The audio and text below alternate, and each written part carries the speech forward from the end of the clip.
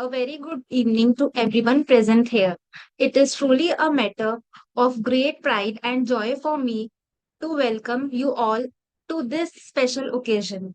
I would like to extend my warm greetings to our Honorable Senior Professor Ajay Kumar Singh Sir, respected Director Professor Dr. Mahesh Sharma Sir, respected Registrar Dr. R.S. Singh Sir.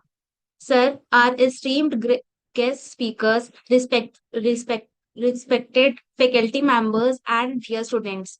I, Ms. Tanishka Gautam, alumni of DSPSR, I feel extremely privileged to address you all at the 54th online interactive session hosted by the Delhi School of Professional Studies and Research, an institution well known for its unwavering commitment to academic distinction and nurturing leadership.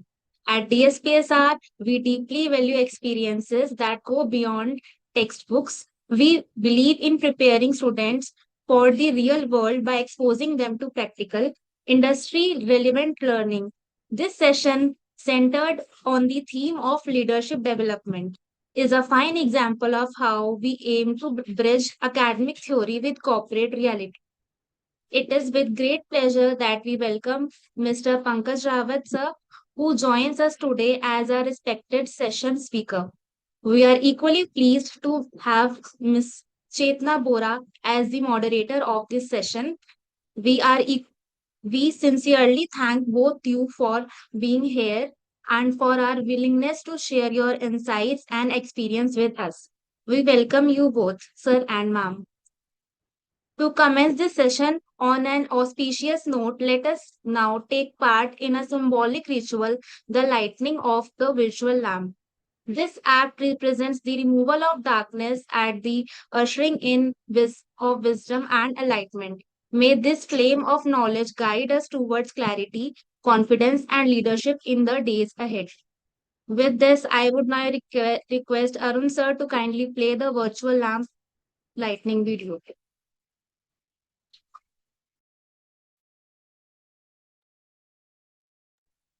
Thank you, sir.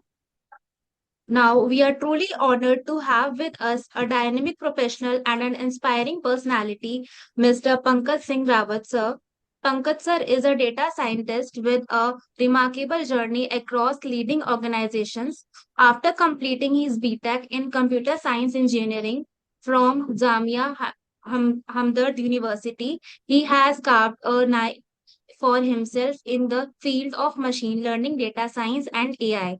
Currently, at EXL, Pankaj sir is developing fraud detection models for a major US bank in the property and casualty insurance sector. Before that, he made a strong impact at Maruti Suzuki, where he helped the sales and marketing teams build lead scoring models to better target potential customers. He has also contributed to Infogain, where he led media mix modeling for Walmart Automotive, developing advanced econometric models to estimate marketing ROI, a task as complex as it is crucial. His expertise spans Python, SQL, ML algorithms like LightGBM and ZGBoost, and tools like Streamlit, Skills Learning, and Azure. Beyond the cooperative world, Jordi enjoys building games on Scratch as a part of Harvard's CS50 coursework and actively mentors aspiring data scientists. At present, he is preparing for the prestigious Georgia Tech OMSCS program while exploring the frontiers of generative AI, LangChain, and Hugging Face. We again welcome you, sir. Thank you. Thank you so much, I, Tanishka. I feel equally honored to welcome today's moderator, Ms. Chetna Bora. She is currently pursuing her Bachelor's of Business Administration, batch 24 to 28, from Delhi School of Professional Studies and Research. Chetna is known for being a highly active, enthusiastic, and dedicated student, always eager to learn and contribute. We welcome you, Chetna. With this, now I would like to hand over the session to Ms. Chetna Bora. Thank you so much, Tanishka ma'am. I truly feel honored and fortunate to be moderating today's session. It is my absolute pleasure to extend a very warm welcome to Pankaj Rawat sir in this 54th online interactive section. Sir, your presence today is truly special, and I am confident that this session will be insightful, engaging, and valuable for all our students and participants. If you permit, sir, shall we begin with the interactive conversation? Sure, thank you. Thank you so much, Chetna. First of all, thanks to you for inviting me to this platform. That is a huge honor and opportunity for me to speak on this platform. Yeah. So yeah, let's continue. So mhm, I have a few questions prepared. Some are student oriented and others are drawn from your inspiring profile. mhm. Sure. What inspired you to pursue BTech in computer science at Jamia Hamdan? So Chetna, the story really goes back to my primary schooling. I was very much interested in mathematics, and I had after completing my 12th, I had the two options: either go for a BSc or a BTech, where I can pursue my mathematics and physics. So I chose a BTech because, frankly speaking, in India, the BSc is still not a primary choice, career choice after you take TCM for the students. So yeah, BTech was pretty much made up decision for me where I can apply my mathematics, and then the logical part of it. That is,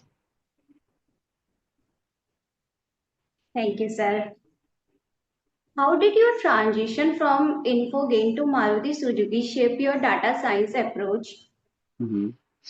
So yeah, while working for the Infogain, I had this wonderful opportunity to work for Walmart, that is the biggest retail chain of stores, and I developed a triple M project. So that was a very interesting journey for me. I had a while in Infogain, I had also tried working with the Leslie School, but when this opportunity knocks, you never know. It is like opportunity in disguise. So when Maruti Suzuki called me, I was not sure what kind of work I'll be doing in such a big OEM. Then I had this one interview and my interactive session with Udita San, respectable Udita San in Maruti Suzuki and Ketan San.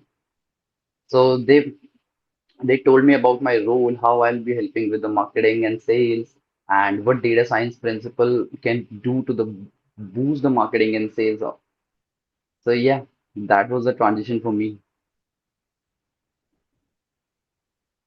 Thank you, sir. What were the key challenges working on media mix modeling at Mhm. Infogain? So key challenges, yes, definitely. The data science part involves a lot of hand groundwork.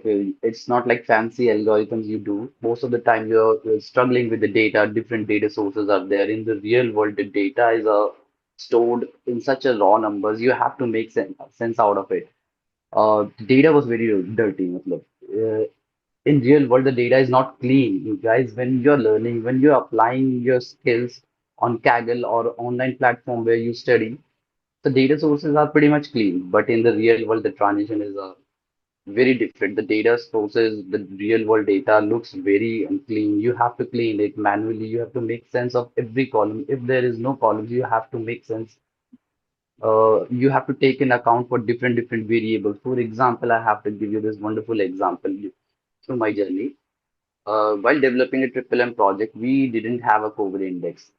So how do you capture the effect of a COVID in your model, in your data science? So yes, these were the challenges, key challenges you have to be prepared for. Thank you, sir. How did you align your work at Maruti Suzuki with sales and marketing objectives? Yes, so in the Maruti Suzuki, initially I was even confused. What data science can do to the marketing and sales. Then we saw the data, we saw the problems.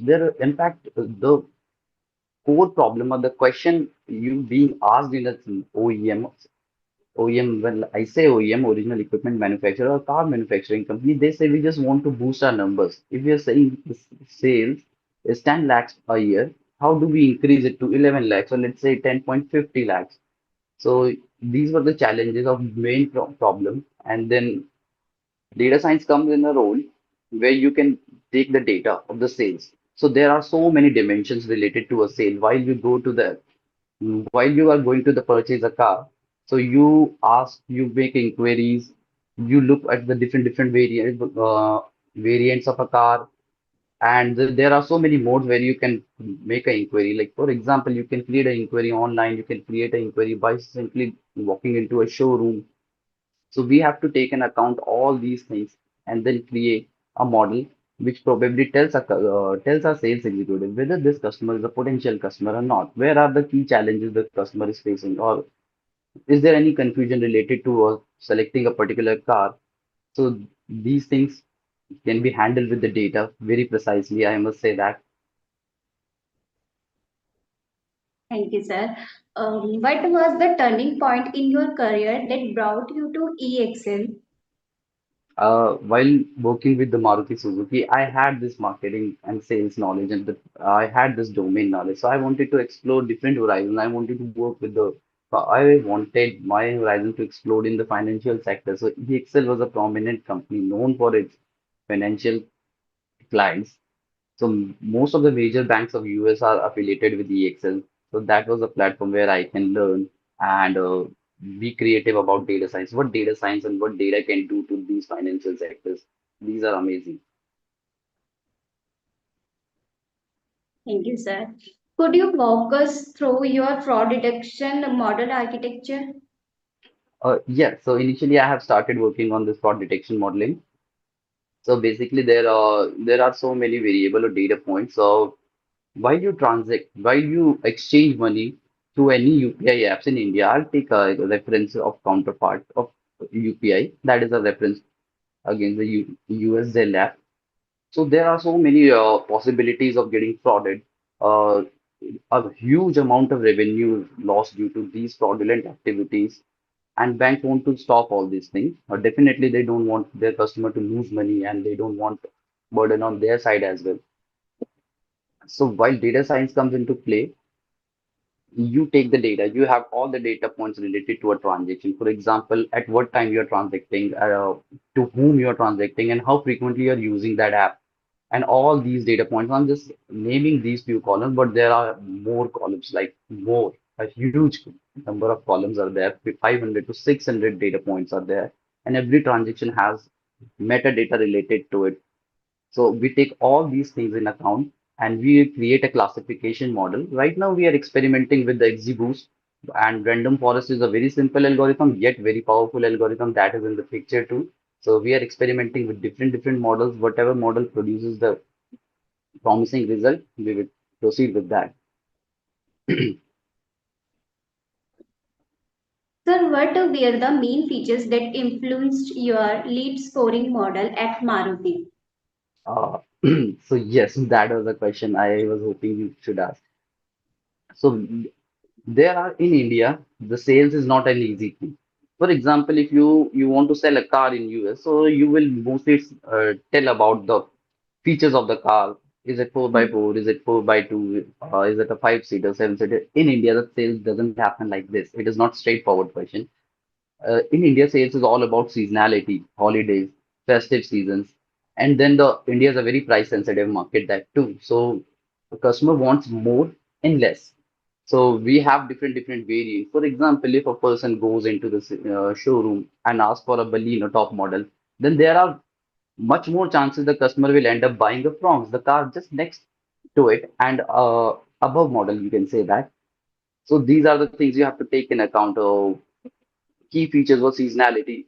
In South, there's different seasonal activities or different seasonal calendar dates for adding more to the sales, while in the North, festive seasons are there to boost up your sales. And then their mode of inquiries, that was a huge contributing factor to conversion of an inquiry to a booking.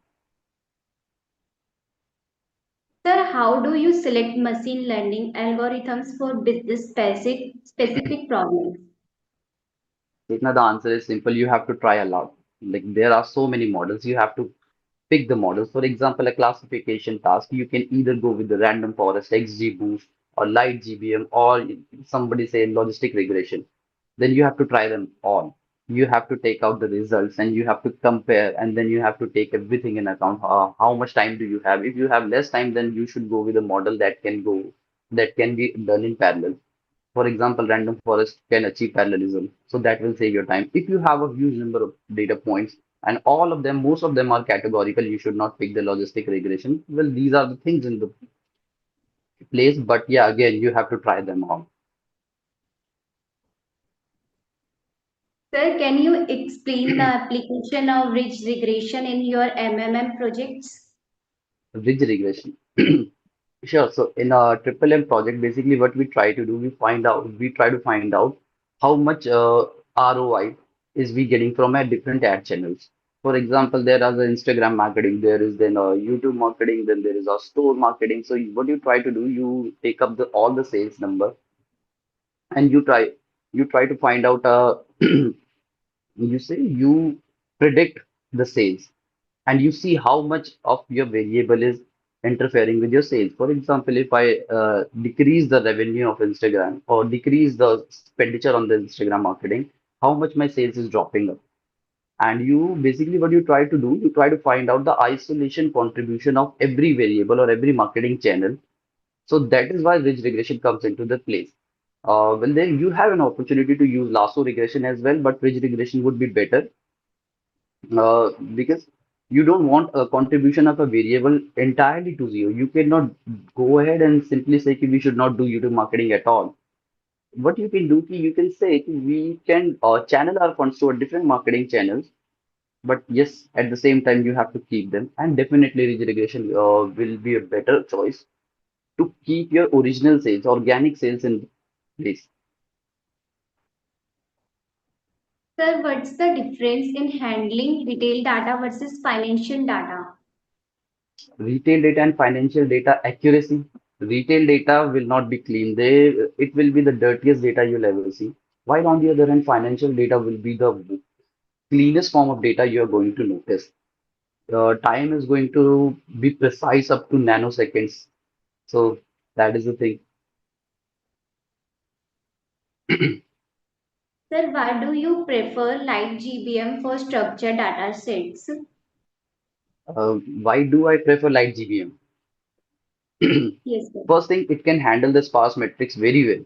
It is designed to do task of a random forest algorithm with the sparse matrix. The major problem with the classical or traditional ML algorithm is that you struggle them with sparse matrix. When I say sparse matrix, let's say you have thousands of features for every transaction. I'll talk in terms of financial data, but most of them are zero. So you will have to occupy your memory or GPU in those calculations, doing calculation that can be done. So yes, SciPy is a library, Python library. You'll notice it. It is a very beautiful library. It can create the sparse matrix. It will only store the indexes where the data point is actually one, not zero. So Light GBM is very good with it. It has native support for the sparse matrix. That is why I prefer the Light GBM. Sir, how has your experience been using Streamlight for prototyping? Streamlit is a platform that is when you want to when you have developed something related to data science or ML model and you want to present it to the stakeholders, with the senior management that is not so tech savvy. So Streamlit will give you a platform or applications. You can create a beautiful web apps, and that is very easy. Streamlit is a library in Python, and you can use that to present your ML models and beautiful colorways. So many combinations are there, and so many unique ideas to visualize your data points, results of your models. So yes, I I love working on Streamlit. Thank you, sir. What are some common pitfalls while using S-curves in MMM? S curves are very sensitive thing. They has to be, matlab, it has to be approved by your client. It has to be approved by your modeling team and then your team leader, whatever. Because S curve will you give those the threshold points where after a point putting any more money into that ad media channel won't give you generate the returns. For example, if I put 10,000 rupees in Instagram marketing, I'll get my sales improved. If I put 11,000, I'll get my sales further improved. But there will be a point, inflection point will be there, or a threshold point will be there. After, let's say, if I put 90,000 and after putting 91,000, 92,000, that won't generate any more revenue. So S curves are very important. In fact, this is the most important stage in your modeling while developing triple M model for the business. They want to know what is my threshold point. They will be asking you the question till what amount should put in the model or this marketing channel that my revenue will get boosted, or what is the inflection point? Okay, after that spending makes no sense. Sir, how do you manage version control and collaboration using GIT? Git is a very popular technology. Developers have been using this for quite a long time. GitHub GitHub is a platform, or you say tool. Git is a tool where you can create the code. Let's say if you are working with a team of 5 or 10 members, or let's say more than that. So everybody is trying to write their code and trying to push their code. So you have to keep track of every written piece of code. Let's say if I did something and then you do something on top of that. So there should be a different version for that, because if something fails, we can definitely roll back to the previous version. So GitHub is a very important thing in the real world. You should be aware with the GitHub, and that I'm very much sure everybody will get to know with the Git. Sir, sir, what are the most underrated Python libraries you use regularly? Streamlit, I just said that Streamlit is a very underrated library, and then there is one beautiful library, Beautiful Soup. That these two libraries are very underrated. I don't see many people talking about them. I'll tell you the purpose. Streamlit is a library you'll use to present your models to create beautiful web apps and visualizations. How do you present the results to the stakeholder or to the management, senior management? If you have created a model, then you should know how to present it. That is your responsibility too. So Streamlit is very underrated. And then there is a library, Beautiful Soup. Uh, that is a very powerful library to collect the data, to scrap the web. That is a web scraping library. And to collect the data of Beautiful Soup, you must be aware with the Beautiful Soup. Thank you, sir. What made you decide to apply for Georgia Tech's OMSCS? I first thing I wanted to pursue my master's, and then second thing I wanted to pursue my master with an impactful university where I don't have to leave my job, because I love my job. I love hands-on on the Python and machine learning algorithm. So yeah, Georgia Tech, and Georgia Tech is one of the prestigious university for pursuing careers in engineering, masters in engineering, and yes, that have the facility to do it online as well. So I'm aiming for that as well.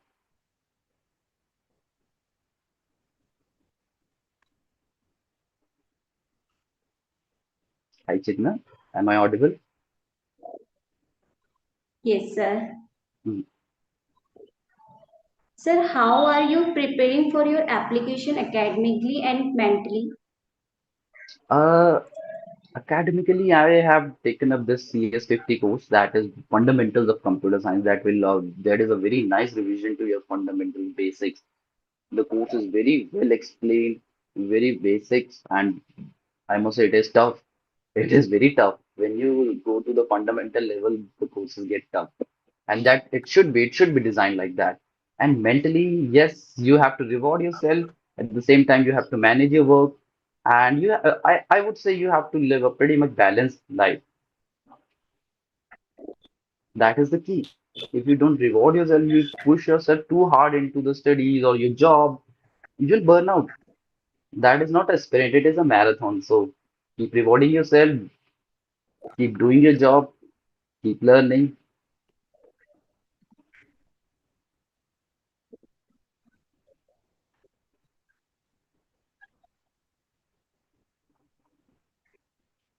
Thank you, Chitna, sir. Such a uh, valuable knowledge. Yes, sir. thank you so much, Chitna. Thank you for having me.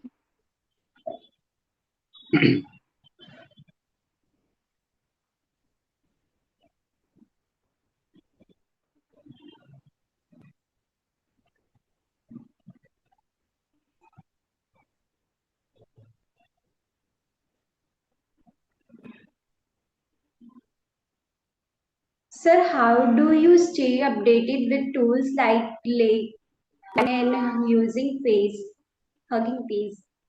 Uh, Hugging Face is a platform where they provide you so many machine learning algorithms they develop from the scratch, and then they have already built machine learning algorithm. I'm sure you must be aware with the GPD models, then Llama, and all of them are like most of them are, if not all. So most of them are available on the Hugging Face. And yeah, then the Medium is a very good platform where you can stay updated with your uh, with the topic of your interest. So I follow Medium blogs and then LinkedIn. LinkedIn provides you the deep insights into the industry, what is happening. Thank you, sir, for inspiring. What advice do you give to juniors aspiring to enter data science?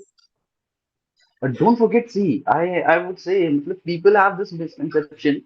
They think Python is the only tool they're going to use, but at the same time, fundamentals of coding, they have been developed from the C. In fact, most of the library, most, if not most, some important libraries, like let's say NumPy, is built over the C programming language. C is a very powerful language, and keep your hands on. I'm not saying getting perfect into it or achieve perfection into this, but yeah, you should be aware with the fundamentals and then try to build small models.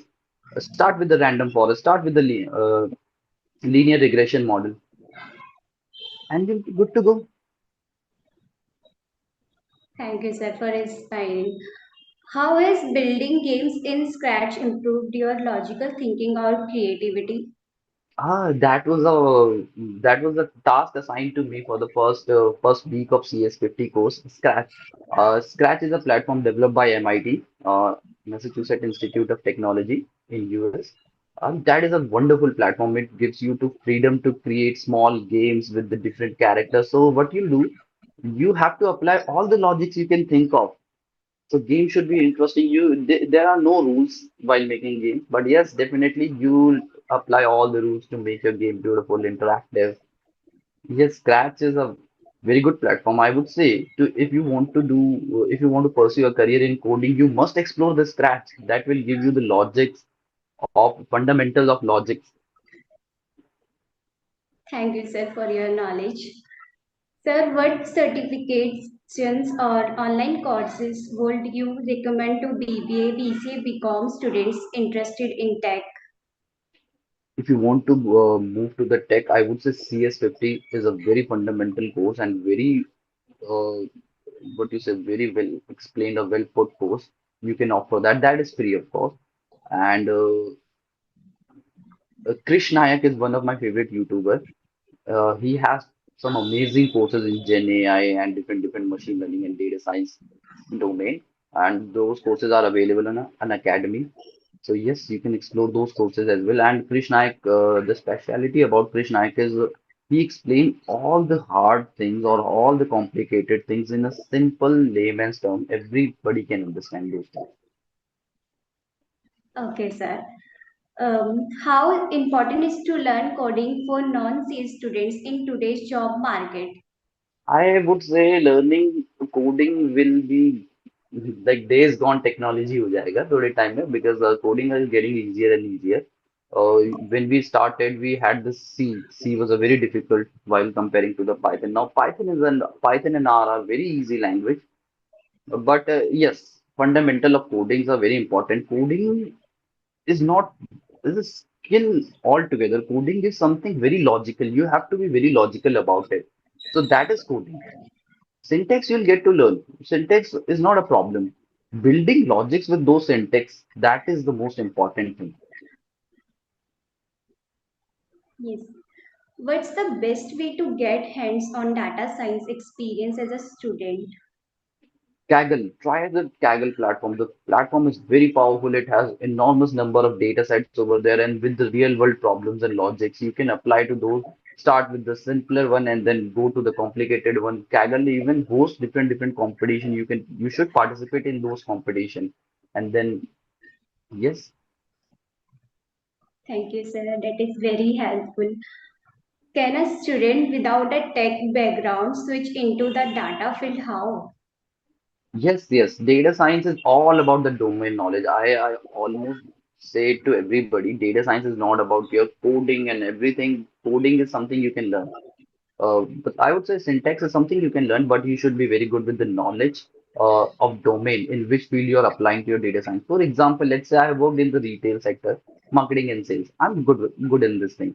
But if somebody comes up to me and let's say a cosmetic company or a different company in which I don't have any knowledge, so I'll be as good as you in that domain. So domain knowledge is very important. So I would say that non-tech student can definitely move into the data science field. In fact, there are so many of my friends are into this.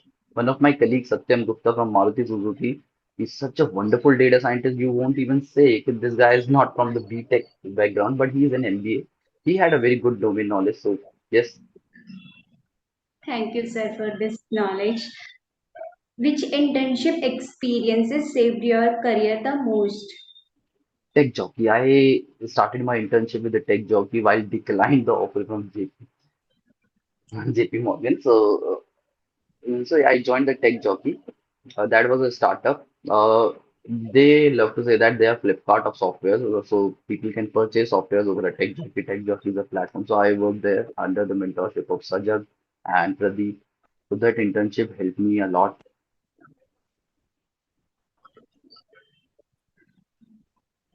Thank you, sir. That is very inspiring, especially for me. Thank you, Chetan. How can, how can students leverage platforms like Kaggle or GitHub for growth?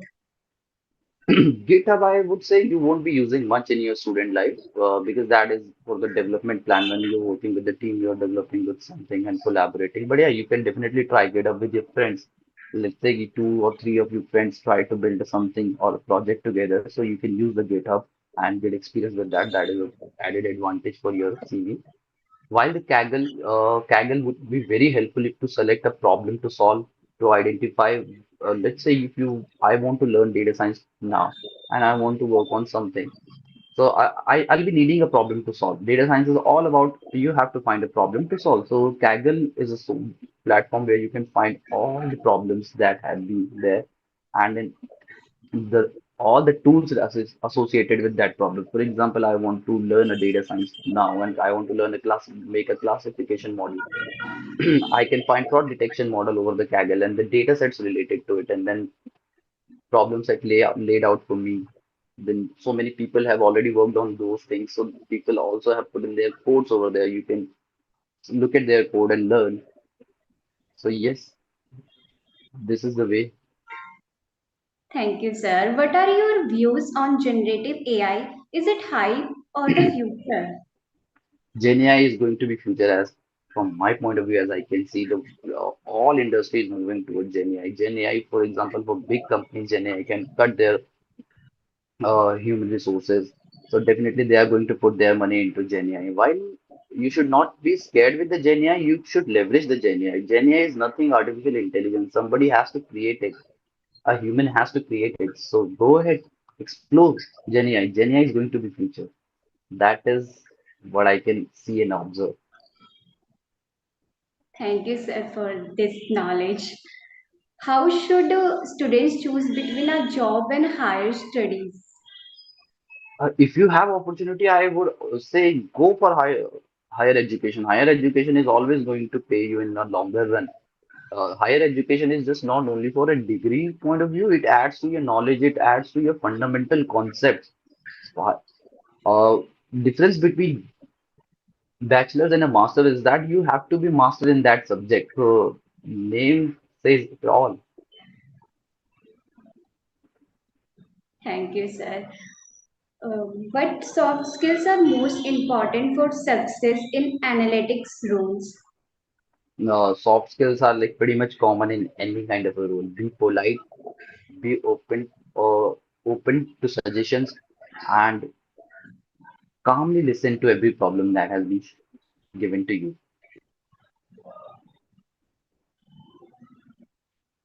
Sir, what's one piece of career advice you wish you had received in college? Fundamentals, don't forget C. And yes, this was the important knowledge I wish I would have learned in the college because I get this opportunity to learn C in deep or to the fundamental core level.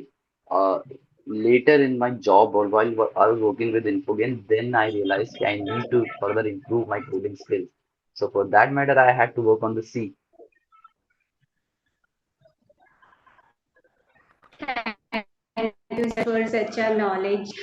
Sir, as a student stepping into the world of data analytics and data science, how can we build a strong foundation in both technical skills and problem solving mindset? Sorry, Chetna, I'm losing your voice. Especially when we come from not.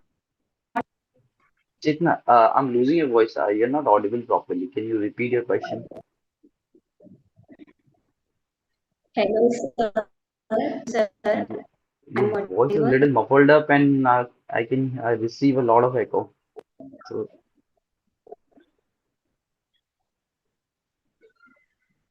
can you hear me properly? Sir, I'm audible properly. Yes, you are audible, but your voice is like your network is little breaking or Sir, sluggish. Uh, is it me Chetna, only might or be a network issue. my network issue. Now it's better. yes. Now it's better. Okay, ma'am. Now it's better. Continue, please. Sir, as a student stepping into the world of data analytics and data Mm. science, how can we build a strong foundation in both technical skills and problem solving mindset, especially when we come from technical backgrounds like commerce or management? Uh, I would say background won't be affecting your journey on that level if you have a pretty much made up mindset. If you want to pursue your career into data analytics and data sciences, after a while, the background won't be affecting that journey at all. So, how to build your foundational skills while moving into the data analytics and data science? So, what you can do, you can work on your SQL and the Python. SQL should be, again, the goal is same. You have to build your logical mindset. Whenever the problem is given to you, you have to think of different ways to solve it. And if possible, go for the simplest one because simplest one are the best one. Almost say that. And SQL and Python, I would say, yeah, those are the tech skills you should be well versed with and with work, with time, you'll get well versed with it. But at least you should be able to work on models on the entry level jobs. If you say if, analyst role has been open, so you should be aware with the SQL. You should be able to fetch the data from different sources and then manipulate those data sets in your Python. So Python and SQL, those are the things you're going to use extensively. So work on that.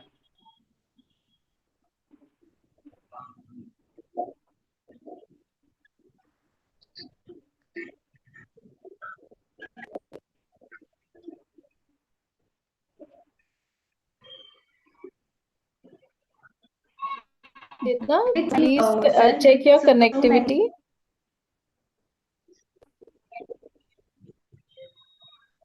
Oh,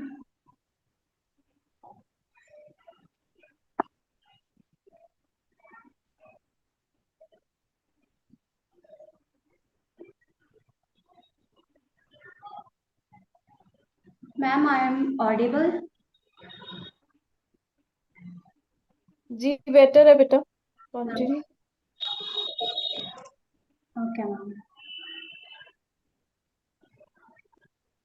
Sir, with so many online certificates and courses Mm. available, how can students identify which data science or analytic course truly aligns with industry expectations and what should be prioritized?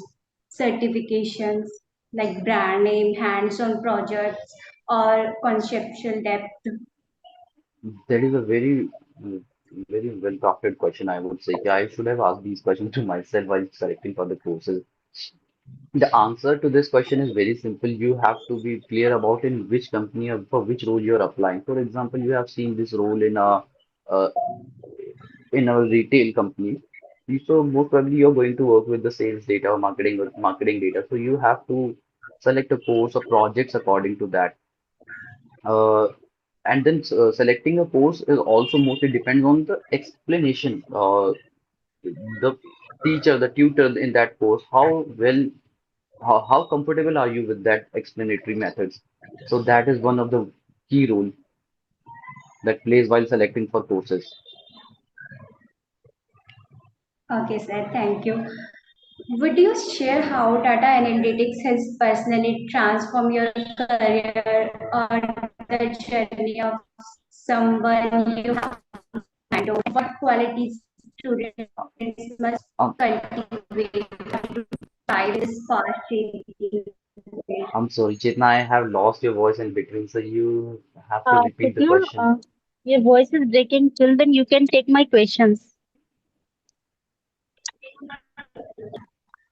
in chat box. Okay, Okay, let me ma'am. read. Sir, as you recommended to go for higher studies, I have few Uh-huh. questions related to that. Uh-huh. In today's evolving professional landscape, where practical skills and hands-on experience are often prioritized by employers, many Mm-hmm. students face a dilemma whether to pursue higher studies or step directly into a job market. So, while higher education adds academic depth, it is often Mm-hmm. observed that without real-world application, degrees can risk becoming just a piece of paper. So, what do you suggest on this question? Very much true, very much true. In today's world, like job market, everybody prioritize hands-on experience. So that hands-on experience has a different role in your journey, and then higher education has a different role. Traditional schooling, traditional colleges, they cannot be replaced by anything in this world. So yes, internships can help you with those hands-on skills. You can always add on those internships in your resumes. You can do opt for the internship, apply for a job somewhere. But yes, higher education is something that builds your foundations. If you're pursuing your higher education, that means you're very much interested in that subject. You have well-crafted knowledge. If you have a degree, let's say if you have a master's degree from a university, prestigious university, then that says all about you. You are master in that subject. You have learned all the things that world has to offer you for that subject. So that adds a lot of weight to your resume. Okay, sir. That is my view on this thing. Yes, definitely everybody can have a different opinion. Somebody else can have a different approach towards the job market. But that is my take on this question. Okay, over to you.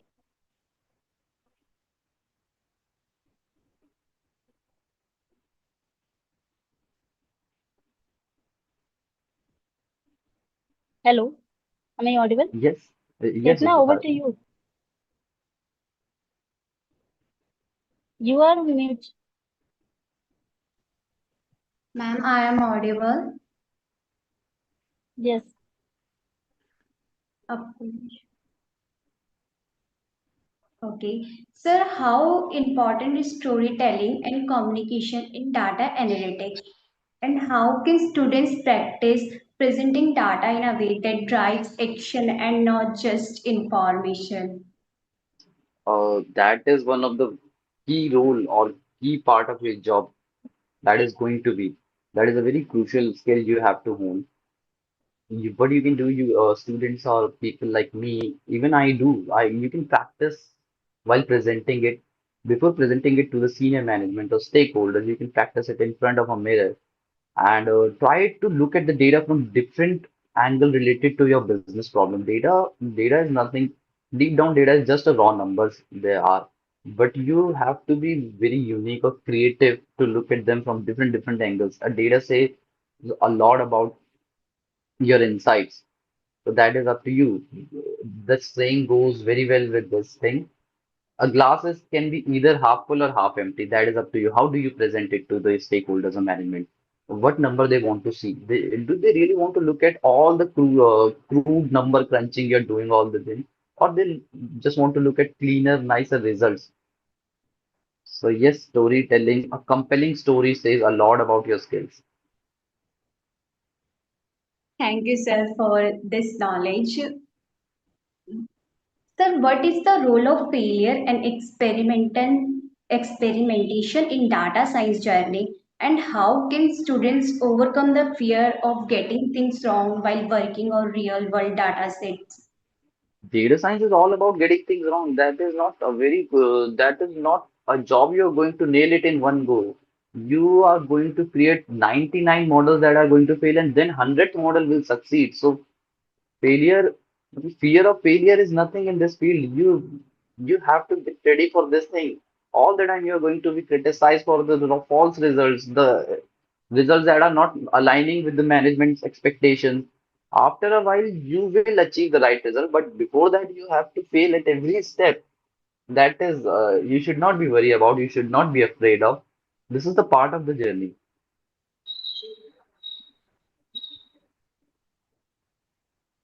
Sir, what kinds of internships, mini projects, or competitions can students pursue during or after a data analytics course to make their resume stand out and gain confidence in their capabilities? See, while selecting for the internship, you should select for those internships where you think you are actually going to contribute or learn with the team. That is one of the most important things. Second thing, while applying for internship, you should look how big the team size is. More the people, the more work you're gonna get, and the more learning you will have. And yes, a perfect internship doesn't exist. A perfect job doesn't exist. It's risk. It's the chance you have to take. Thank you, sir. As a student just starting out, how would we stay updated and motivated in a field like data science that evolves so quickly without getting overwhelmed by the vastness of tools and technologies? Uh, to stay updated, use LinkedIn, I would say, or try to follow the professionals in the same domain. And medium blogs are very much helpful or powerful tool. I would say it is a very powerful tool. You can stay updated. There are so many articles on it, and some articles have all the explanation papers, thesis, everything is available on the internet today. So if a student want to stay updated, he should use LinkedIn and Medium extensively. Thank you, sir. How can students use data science not just for corporate jobs but also to solve real life social problems in areas like healthcare, education, or sustainability and create meaningful impact? Uh, Chetna, what do you think corporates are doing?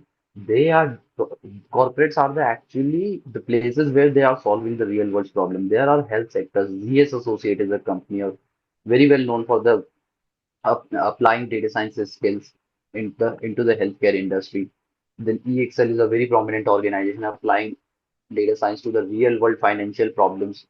So yes, corporate are the places where you use all of your data sciences skills, all of the bookish knowledge to solve the real world's problem. While you can rephrase the question like that, how can I use data science in my own life, in your own life to solve your problems? So yes, data science can be a very helpful thing. How? It gives you the logical brain. It gives you the power of thinking. You can think in different and unique ways. Your communication are definitely going to be improved. While working in the corporate, you learn to be polite, how to be nice. So yes, these are the skills that will transform your own life or personal life too. Sir, what advice would you give to students who want to transition from being learners of data to creators, building their own tools, dashboards, or even startups using data science skills? There are so many problems in the world. The world is not perfect. In fact, it is far from perfect. So pick a problem. You have the data associated to it. We live in this era where we have access to the internet, to the data very easily.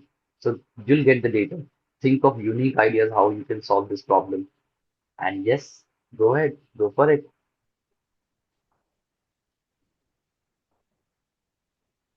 Thank you so much, sir, for inspiring all of us. I'm glad to contribute, Chetan. Glad I can help. Thank you, sir. Now over to you, Tanishka.